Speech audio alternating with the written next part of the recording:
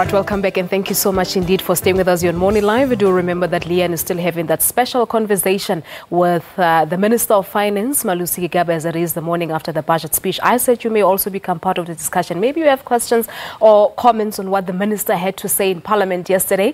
At Morning Live SABC, it's our Twitter handle. Let's hear your views. Some people are already complaining on value-added tax. I've been going up for the very first time in 25 years here in South Africa. Some people are complaining on the fuel levy, as you know, that will also go up from the 1st of April 2018. Let's hear what you have to say, because all of this was done in an effort to actually meet an estimated 50 billion rand shortfall that has to be here. We've also heard the Minister what he had to say about the 57 billion rand for a fee-free higher education. Talk to us about that. Let's hear your views in general. At Morning Live SABC, it's our Twitter handle. We'll be able to put those questions and comments that you may have through to the Minister with Leanne. They're ready now. It's back to Cape Town. Leanne? Thanks very much, Palesa. And yes, we do look forward to some of those questions. I've already seen a couple of them coming through, and believe me, I will be posing some of them to the Minister. Minister, let's talk about this tertiary education now, because that's, I think, one that everybody was waiting for. Let's go back to Nasrec, to the elective conference when President Jacob Zuma at the time announced it. Did it come as a surprise for you? I mean, you were hosting a breakfast when it came out. Some of the media asked you, and it kind of looked like you were taken a little bit aback by that. Did you know about this? Look, the date of announcement was we knew that the announcement would be made at some point. We just didn't know exactly what date it would be announced. But the ruling party had, even in July at the policy conference, that decision had been made. And so we knew that the Higher Commission had done its work.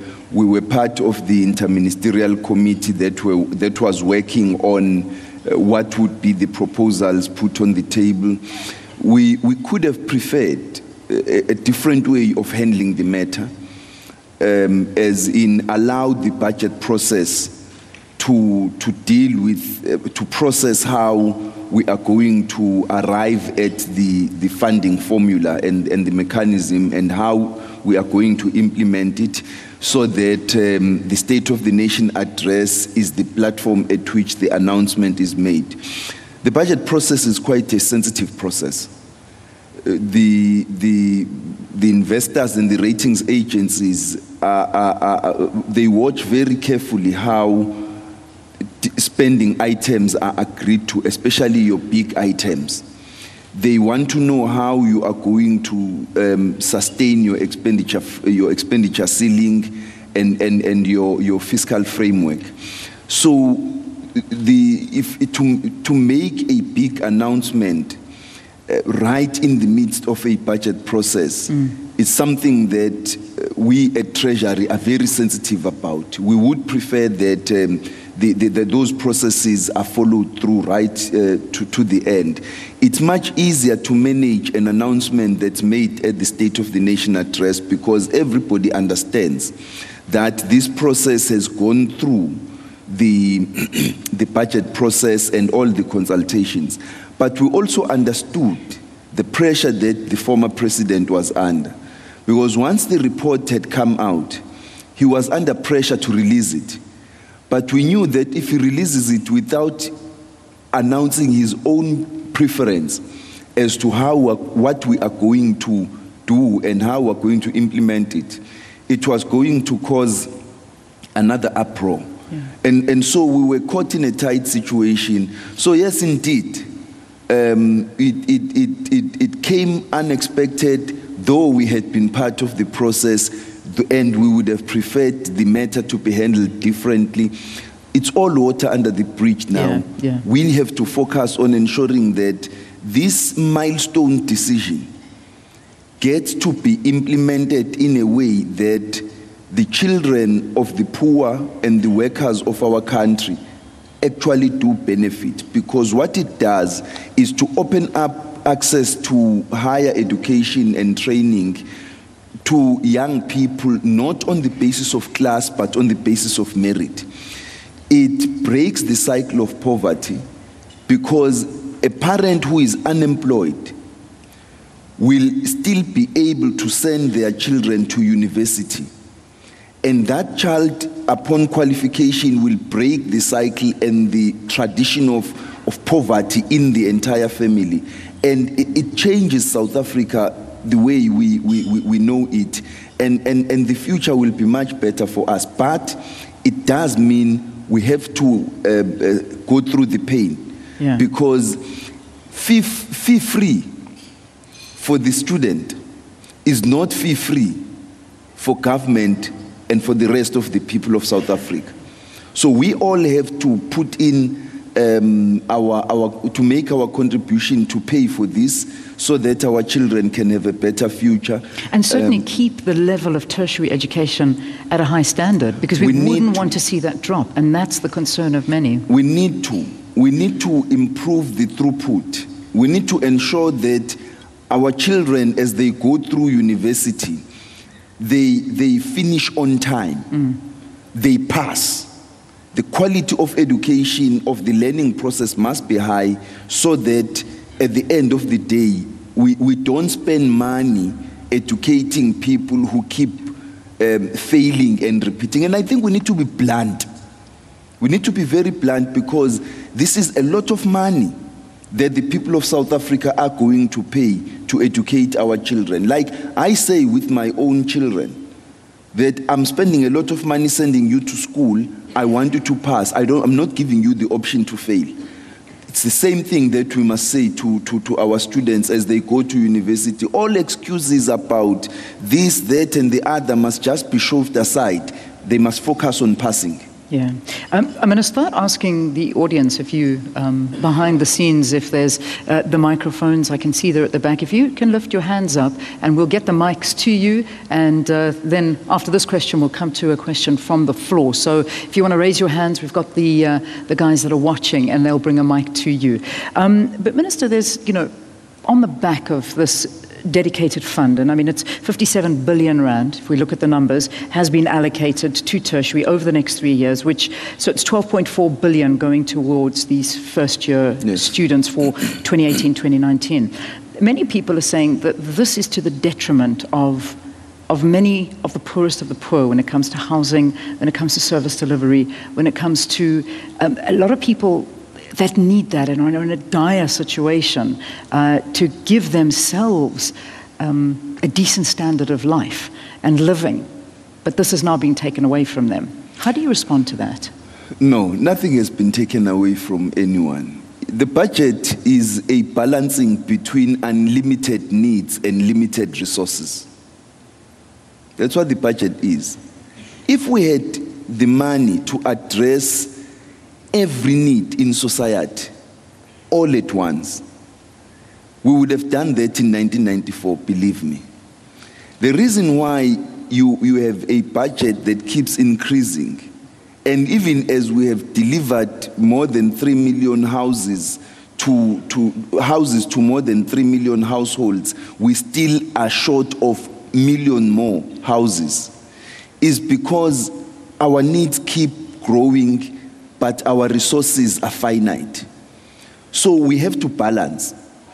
The question that we must ask the people of South Africa is, do we want to cater for the future? Because when you educate the children, Stats SA says that the level of unemployment among graduates is the lowest. So if we educate our children and give them degrees and diplomas, you give them a higher chance of getting employment and creating employment. You take them away in the next 3 to 4 years from having to rely on social grants. The money we would have had to spend in 4 years providing social grants, be it the child support grant or providing somebody with a pension when they are older, that you no longer have to spend that money, because by getting employment, they would build their own house, they would educate their children too, and they would generate their own pension for the day when they retire. So we are actually balancing between the needs of today and the future. And that's what this decision is about. Society at all times must plan in that way. And when we sit down to look at the budget, we're not looking at fulfilling today's needs only. We're looking at catering for today's needs, like when you provide for the drought and you provide for immediate needs, but you're looking at shaping the future, such as when you increase your funding for education, you increase your funding for healthcare, provide funding for national health insurance, provide funding for tertiary education, and even invest in economic infrastructure. That's what we are doing, shaping the future whilst we are providing for today's needs. All right.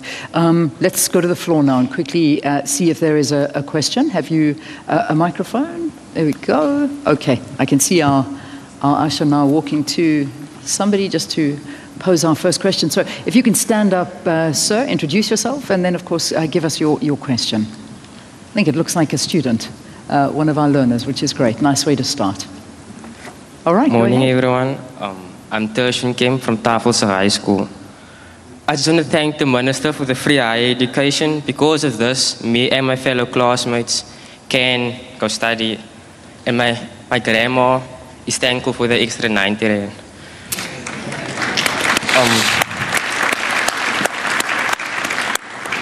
My question is, what measures are being taken by government to reduce overspending in government departments?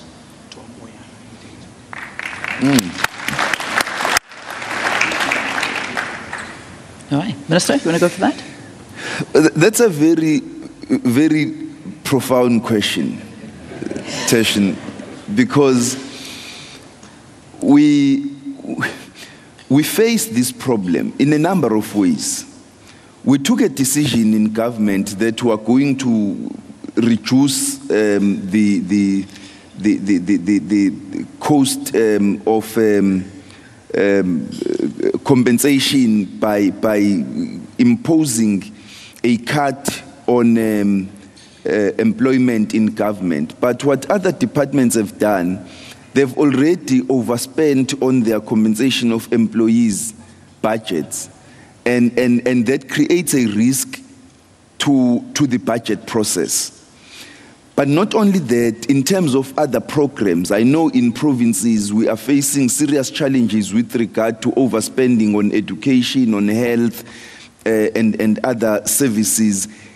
In some instances, because when you look at the health system, because of medical legal claims.